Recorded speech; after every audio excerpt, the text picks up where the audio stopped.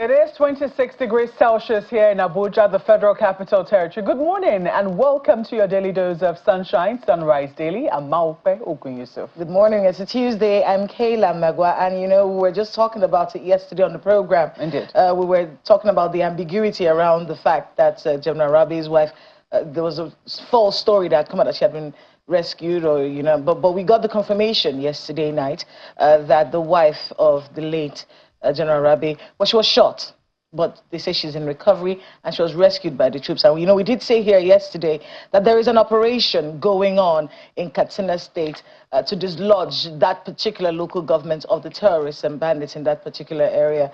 So that's the update that we have from Katsina State, is that she has been rescued. The word is rescued. They didn't say ransomed, they didn't say released, they said rescued.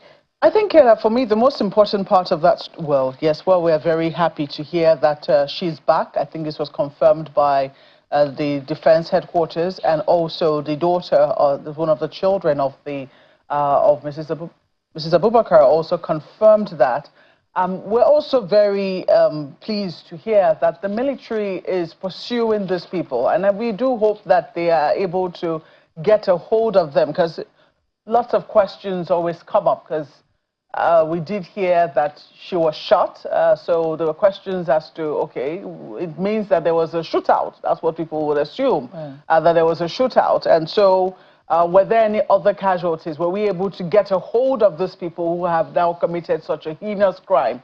And the military says that they are still continuing operations in that regard, and that they're going to pursue and make sure that they are able to bring these people to book. So we'll be holding them to their word. They certainly have a lot at stake in this particular operation, but it is very relieving to finally have Mrs. Abubakar back in the hands and the arms of her family members. But while we keep we'll keep you posted on that, and we also keep tabs on that situation, because we hope that that would not be the end of the story. We're also keeping tabs on this new development that has now come up with the political parties. Just yesterday, we woke up to the news that a court, Justice Peter Lifo, we understand, Justice Peter Lifo's court, has now ordered the deregistration of the African Democratic Congress, Accord Party, and a host of other parties. And this has now caused an uproar amongst those parties, who are saying that, that they're certainly not pleased with it. They're not pleased with this judgment. The judge reached the premise saying that they did not get 25% of the votes in the last elections, and so ordered their deregistration. Well, we've seen since the parties released statements in this regard. The ADC issued a statement. One of them, they are saying that this shows the desperation of the ruling party, the APC. They're blaming the APC for this. But they say that the facts, according to the judgment, they say the facts are straightforward. Well, we'll see how that eventually develops, Kayla, but this was certainly very shocking to see yesterday that the African Democratic Congress's deregistration has now been ordered by a court of law. I don't know what you made of that particular story. It was a little shocking. It was shocking because, at this particular point in time, we're looking at a lot of opposition and how we need opposition in Nigeria. As a democracy, we need the opposition. But what has happened here, what happened, at least from Justice Lifu, is this section 225A, the deregistration of political parties, section 225 of our Constitution. And you remember that particular judgment, they say it's as a result of a constitutional breach. So they introduced via the 4th Alteration Act number 9 of 2027. This section of the Constitution empowers INEC to deregister parties for non-performance, to reduce ballot clutter. Grounds for deregistration include breach of registration requirements, failure to secure 25%, this is the critical point. Failure to secure 25% of votes in a state, presidential, or local government area governorship election.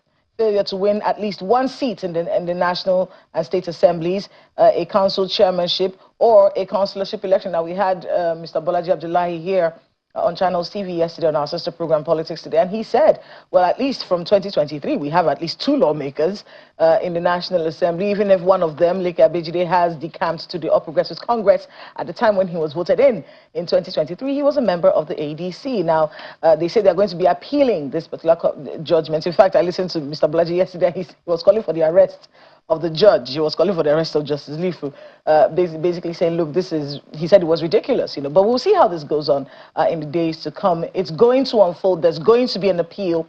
And of course, it's not just ADC. There are other political parties that are... Party, yes, AA, ZLP. And the ZLP. Yes. The ZLP is also affected by that. But on the program today, we're keeping tabs on the security situation. Yesterday, we did hear that the governor of Kogi State did visit the NSA to give him a briefing on their taking out of a terrorist kingpin, Batijo, in their state. They were able to carry out the operation. So we're speaking a little on that particular issue with the Commissioner for Information in the state when we come back from this break. Please stay with us.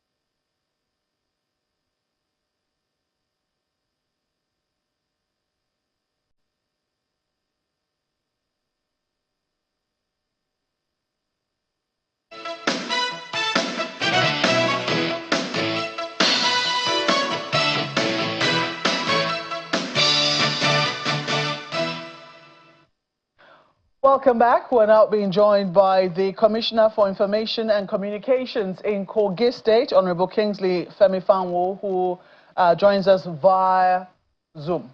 Good morning, and thank you so much for joining us on the program this morning. This is certainly very heartwarming news to know that amongst the terrorists in Nigeria, we're one number less. We understand that a certain bandit kingpin, Kachala Ibrahim Batijo, has now been eliminated. Do you want to give us details of how this was achieved by the Kogi State government?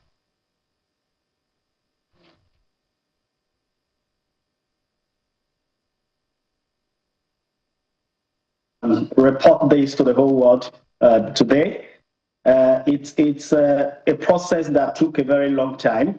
Initially, we got an intelligence that he wanted to attack our schools in Kogi State.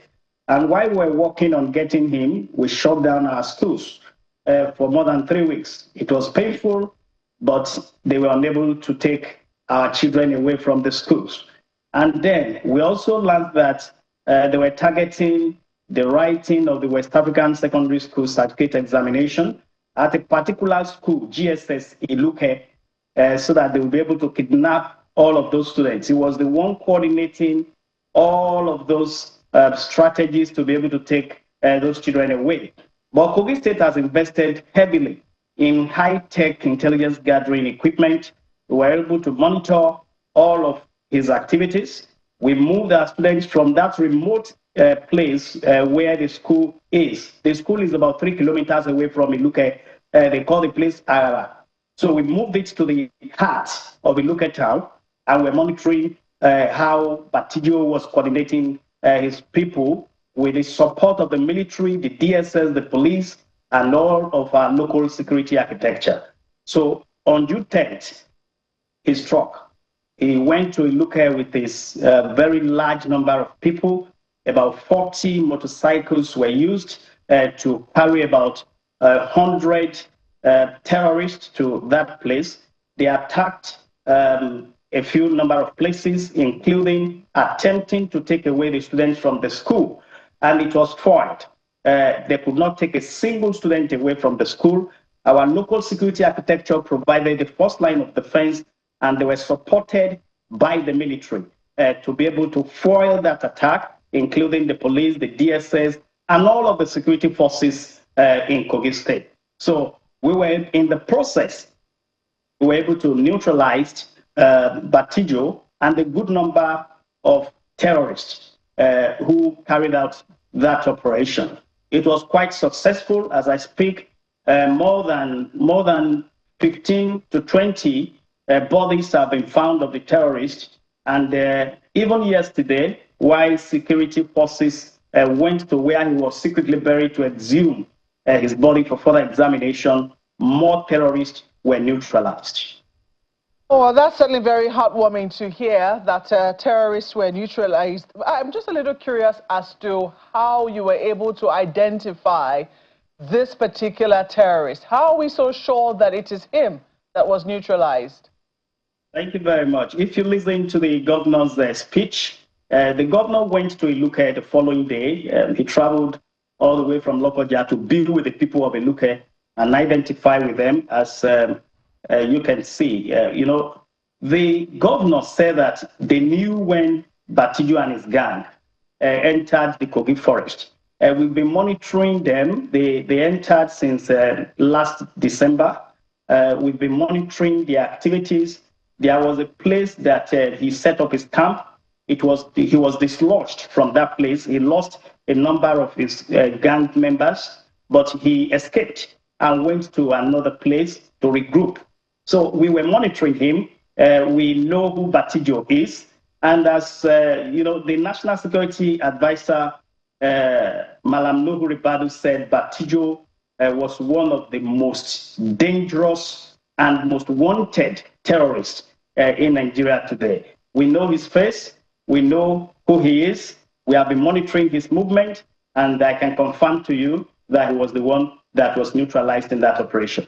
You understand when I, ask this question, because you live in Nigeria as I do, and we've heard several times, that one major terrorist will be killed, and then he'll be killed several times over and over again. So there are big questions as to how do we really identify and know when it is that we have eliminated, a major kingpin whom we say we have. Do we have DNA? What exactly do we have? And do we also put it out there for Nigerians to... That's the reason the governor said he doesn't want to kill Batijo twice.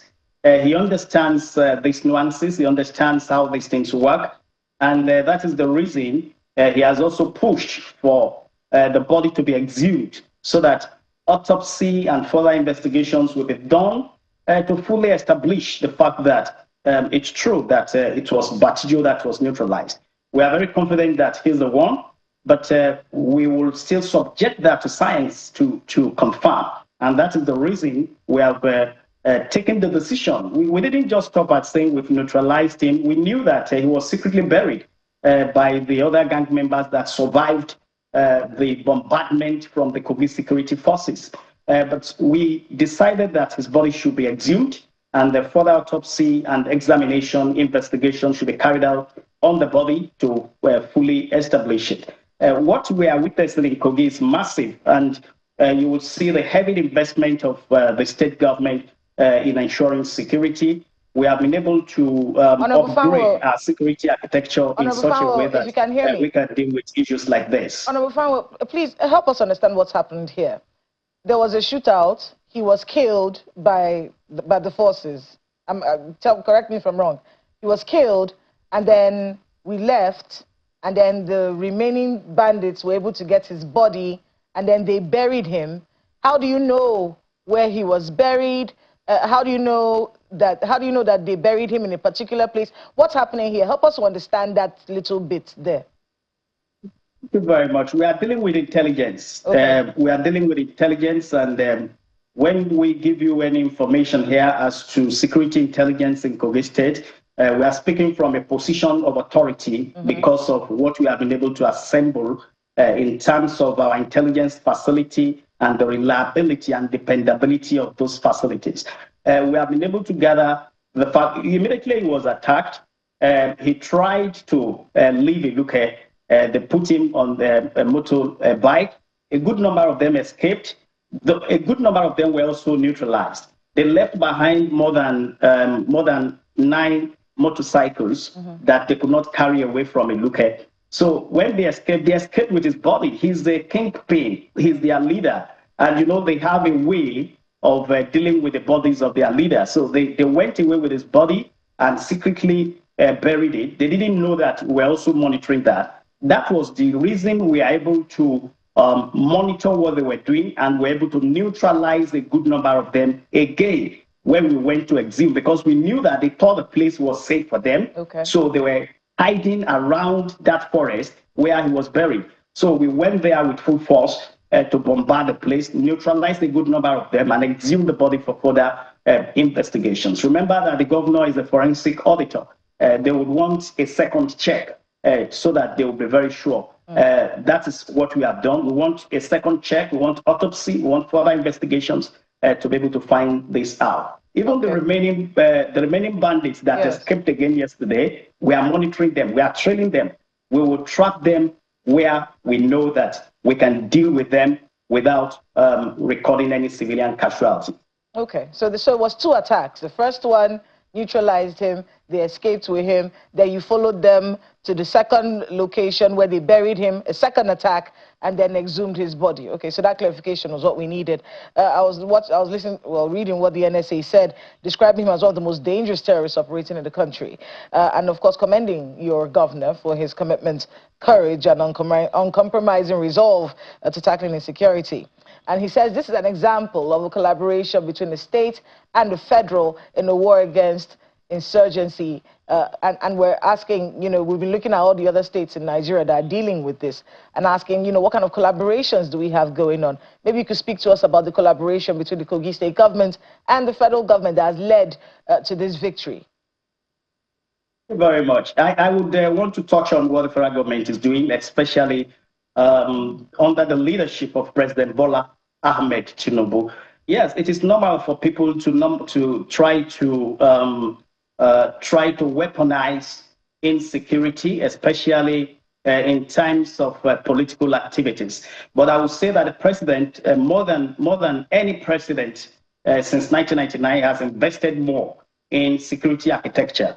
And at times, because of flashes of insecurity here and there, we don't want to lose any life in Nigeria. It is his responsibility to protect every life in Nigeria. But he's doing his very best to be able to provide the wherewithal to be able to tackle this insurgency and terrorism that we are facing in Nigeria right now. The president is doing a lot. The National Security Advisor, Malam Nuhu Ribadu, is doing a beautiful job collaborating with states to be able to provide logistics, to be able to mobilize the military to complement whatever the local security architecture of that state is doing. Kogi State is capitalizing seriously on this and making use of this advantage that is being provided under the leadership of Mr. President, the National Security Advisor, the service chiefs. And, most importantly, I will also want to commend the collaboration and cooperation of the Inspector General of Police, as well as the Director General of the DSS. Then Kogi's local security architecture is a very effective one. We have the Kogi State Vigilante Service. Before now, they used to be like an ad hoc security outfit, but now they have been integrated into the civil service. So they could take risks because they know now that they have pensions, they have gratuity and all of that. That has been able to buoy them up to be able to do more. And then we have the local hunters who understand the terrain and can always provide the first line of defense. What happened in the look at the first line of defense was provided by the local security forces, and they were able to withstand the firepower of those bandits led by Batijo before the military came to be able to support what they were doing. I will tell you that all of the students have been lined up, and more than 80 villagers have been lined up to be kidnapped. They were already shipping them to the bush before the military came to complement the local security architecture, and not a single person was kidnapped in that operation. Unfortunately, because of the gun battle, we lost 3 people, about 2 of them to stray bullets, and it was quite unfortunate. But the story would have been different, assuming you are having 120 people in the forest today, and many of them are dying. So the federal government is doing a lot. That story would certainly have been different, assuming they had been kidnapped. But I want to quickly ask you about the price, because you did admit that this came at a steep price, which is the fact that Kogi State had to shut down its schools for 3 weeks. Do you want to speak to us about that decision and how it is you intend to bring back confidence in the citizens? Are you going to say, oh, danger is over now, people can go back to school? How confident do you think that they will feel going back to school, hearing news that at some point they were in danger of being kidnapped? When you take out the leader of a terrorist group, the fear is no longer in the citizens. The fear is in the terrorists. They are afraid. They are looking for a way. The remnants are looking for a way to escape from Kogi State. But just 2 days ago, the governor issued more security protocols, banning the movement of the Okada riders in that part of the state, and also banning night travels. Some markets in the places have been shut. We are cutting their logistics supply. We are blocking it completely. Where some of them are hiding now, we know. We are surrounding them with our local security architecture. They can no longer get food. They are no longer getting water. They are no longer getting medication. And many of them are carrying gun wounds. So it is a very serious one for them. So the confidence in the citizens of the state is returning. And they are getting more and more confident by the day. Some of these decisions that the governor had taken was to prevent crime from happening. We cannot be negotiating, and they'll be coming with ridiculous conditions. So what we are doing is to take the fight to them, to attack them, to be on the offensive, and they are on the run. But they cannot even escape. Citizens are going to see. Just a moment. Are you saying then? Are you suggesting that citizens are going to see what it is that the state government is doing and automatically be able to deploy the Kogi model? To be able to trap these people and stop them from either moving from Kogi to attack these states or coming through Kogi to attack these states. So Kogi is doing a very great job, and that is why the federal government is interested in what Kogi is doing. And again, I will not stop commending Mr. President. He has made it a personal issue, an issue that he must achieve in ensuring security. He's given us all the necessary support. The National Security Advisor, the service chiefs, the security chiefs, they are all supporting us to be able to achieve this. So what we are doing is not just for Kogi State, but also for our neighboring states.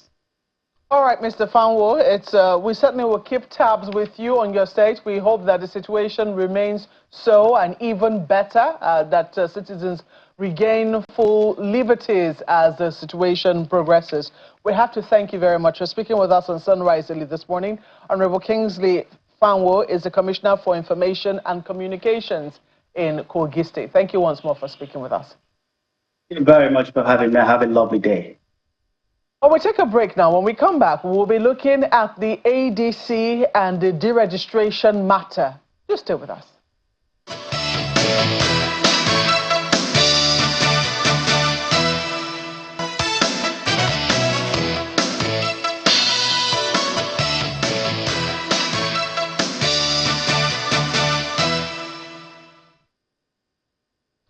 Welcome back. Well, we did tell you that Justice Peter Lifo ordered the deregistration of a host of parties, including ADC, Accord Party, Action Alliance, Action People's Party, the APP, and the Zenith Labour Party, ZLP.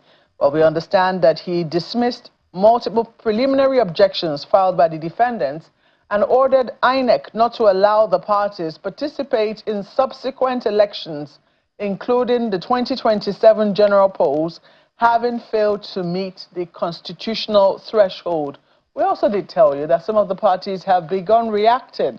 We've seen the statement of the ADC, which has now rejected that Federal High Court judgment and saying that they're going to pursue all legal means to upturn this particular judgment. But let's take the view of an analyst, a political analyst on this matter.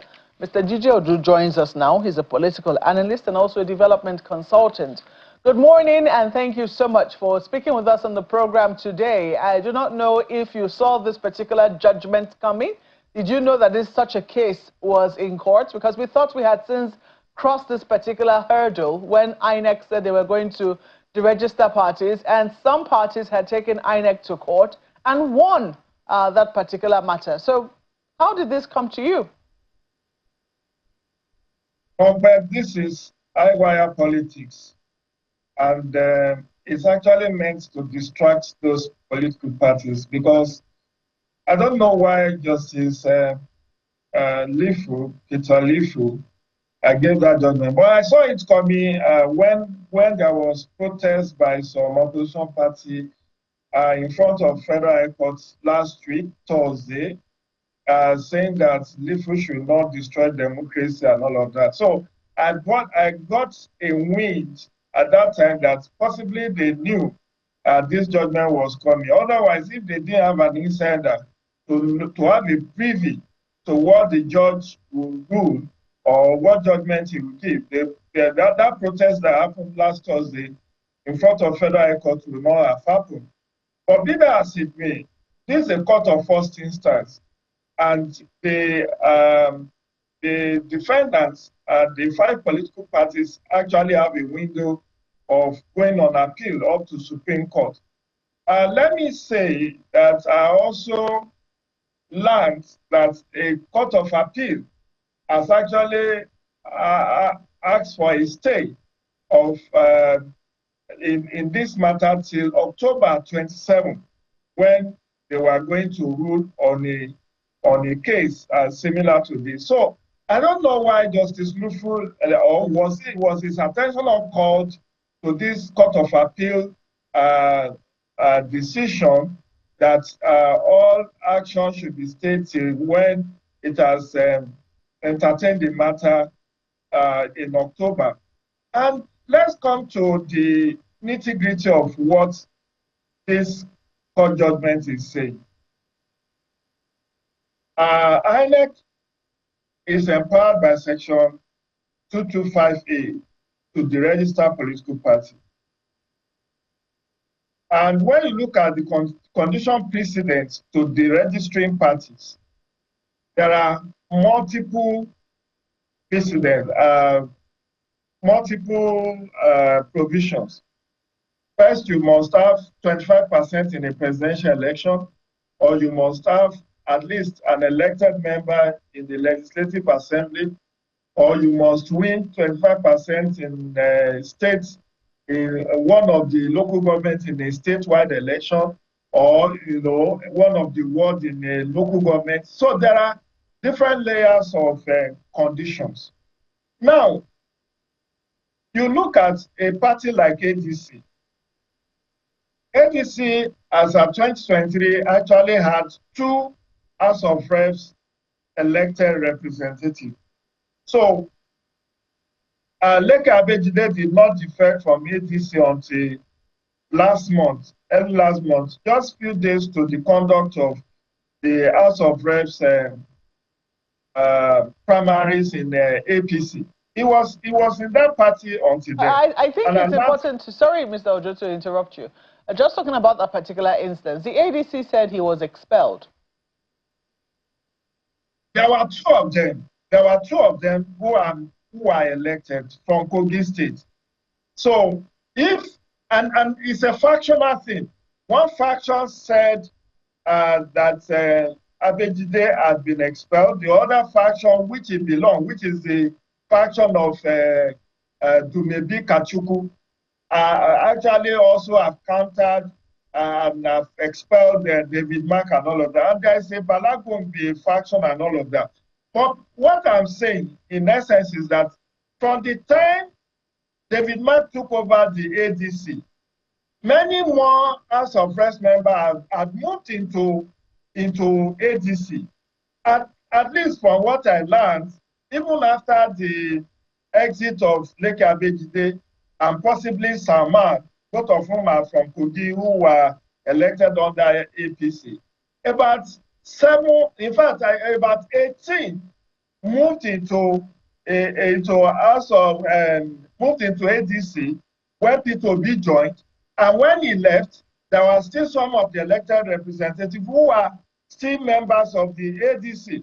So on one ground, would you now say that the party does not have the requisite, meet the requisite qualification? And we learned that INEC itself has sworn to an affidavit to say that ADC is qualified to participate in 2027 election. So when you dismiss all preliminary applications by the defendant, are you not working to a predetermined outcome? And we learned Association of Former Legislators, what is their locus? I was just about to ask you that, you know, because I underlined that here. I'm wondering, this National Forum of Former Legislators, I'm wondering if you know about that particular body and, you know, if they really have a stand in this particular issue. What is their locus? What injustice? What mischief are they trying to cure?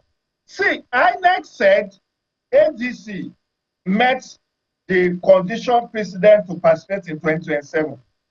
Who are you as a National Association of Former Legislators? And we learned that the arrowhead of this National Association of Former Legislators works in the office of, I think, Chief of Staff to the President. That's what is what is being said on the social media. I don't know how far that is true.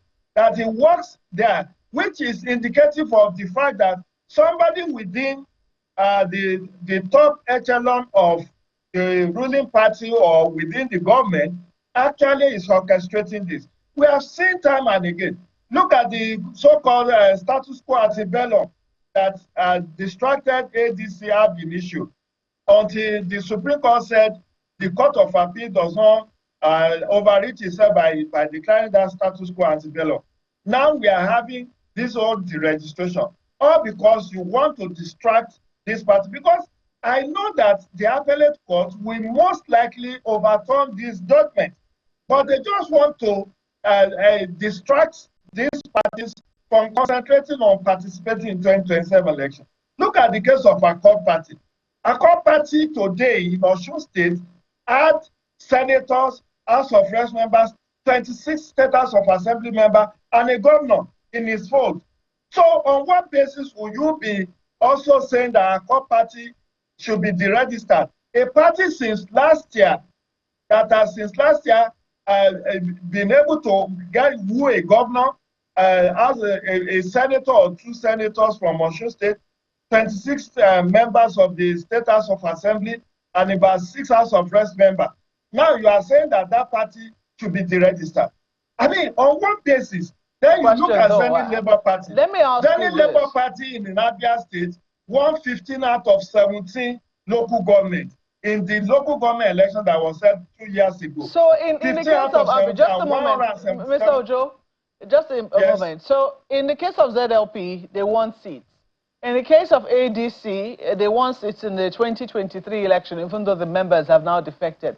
Can we really count those who defected from one party to the other and say that those votes now belong to the new party? Do you think that that will count? I believe so. I believe it will count because it's about what do you have. And as at the time this judgment is coming, because you cannot have it with retroactive effect, as at the time this judgment is coming, the dynamics, the power dynamics in those parties have changed. So, okay, if you said it should not count, why should that of ADC not count? Why should you now say because those members have defected, that ADC should be deregistered? If you are saying that those who defected to Accord or to Zenith Labour Party should not count. So I guess for me, INEC is the one that statutorily has power to deregister. If the INEC has said, I don't have problem with this party, welcome, supervise their party primaries that was just concluded on May 30th. Supervise their primaries and is just waiting for June 26th to give them the access code to upload their candidates' nomination. Why would a court of law now say that INEC should be registered there? And then I'm asking the issue of about the locus of those who even brought this case. What is the injustice they start to suffer if members of the party, the members of the political parties in questions are not the ones asking that their party should be deregistered? You are coming from the opposition to now impose. I mean, this mark of treachery and subterfuge and intrigues. And I think President Bola Tinubu should actually wash his hand off this, because it's giving his administration a bad name. We know President Bola Tinubu to be a Democrat. And even in the June 12 election, he echoed that much, that he stood for. He said you can even criticize him, but don't continue to believe in Nigeria. I am not a politician, but I will not allow a situation where you are shrinking the civic space for political participation. What is the threat that ADC poses to this administration? In a fair contest today, the APC had 31 governors, had majority in House of Reps, majority in Senate, majority in the State House of Assembly, majority in local government, majority in the number of governors. What is the fear of ADC that you are making the party unpopular? The ADC is already factionalized. Leave them to sort themselves out. This whole issue of deregistering or attempting to deregistering ADC will continue to rankle in the minds of well-meaning Nigeria, who will be seeing the house of Esau and the voice of Jacob. Because all said and done, if INEC said in an affidavit, not orally, in an affidavit that it does not have problem with ADC, that ADC met this threshold to participate, and there is a court of appeal ruling, not judgment, ruling you said that till October. I want us to let's see if we can talk about other matters about this issue that have, you know, started filtering through social media. There are people who are calling for some kind of investigation into Justice Lifu, Justice Peter Lifu, who gave this judgment.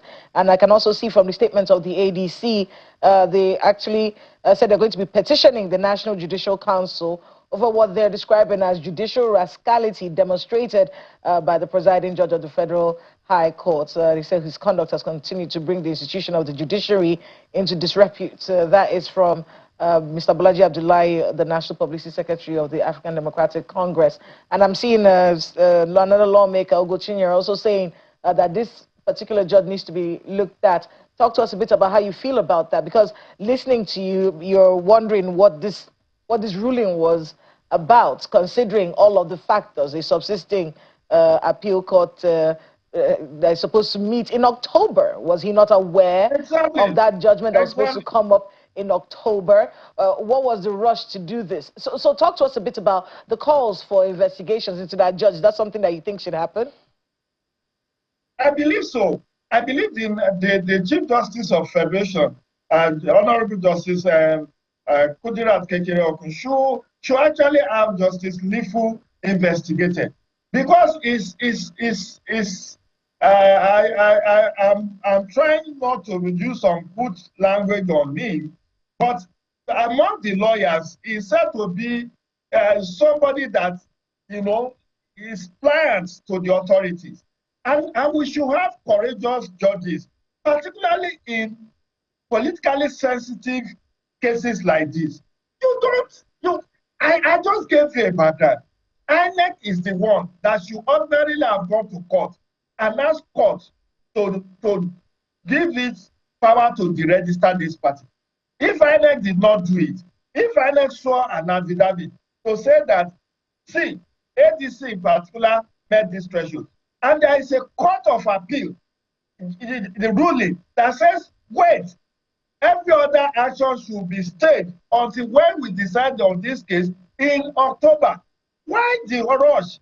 Why the rush? Why can't Justice Lifu recuse himself, or perhaps adjourn Sinedai until when Court of Appeal has decided and then he can now entertain the case.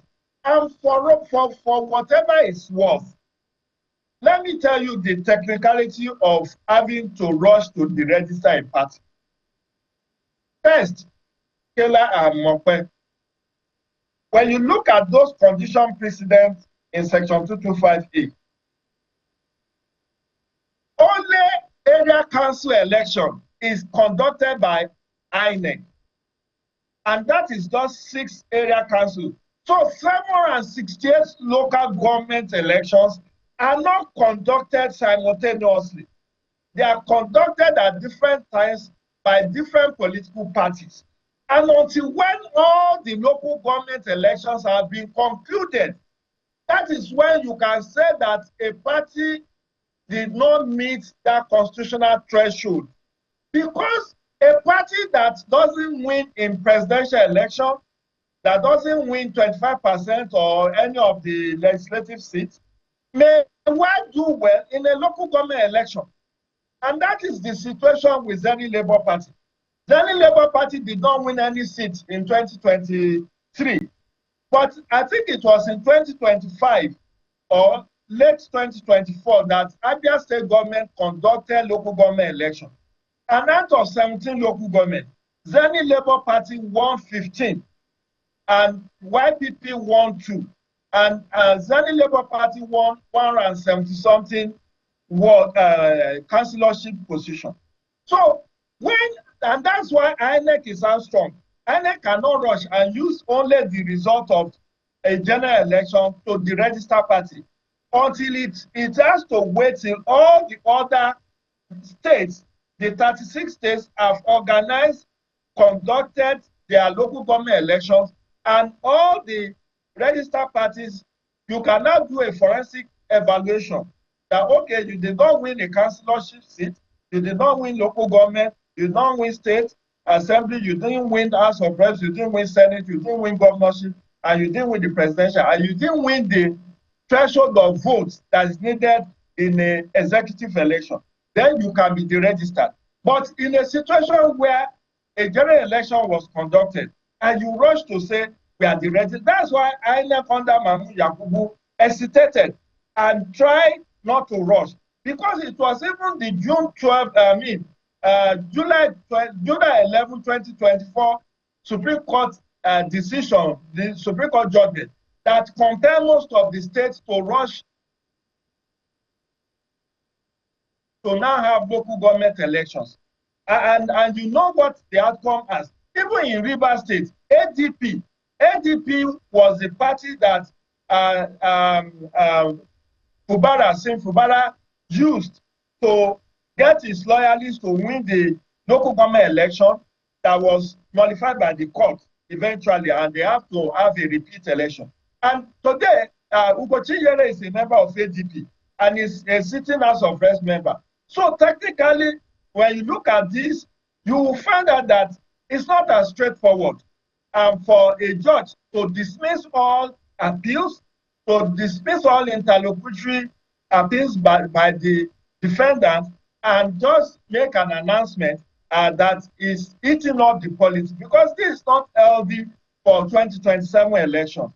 I mean, if APC will win, let APC win in a very clear manner, in a way that its victory will not be tainted. It will not be an orchestrated victory for APC. Mr. Jidodo, we wish we could go on and on with you. We have to thank you very much for sharing your thoughts with us this morning.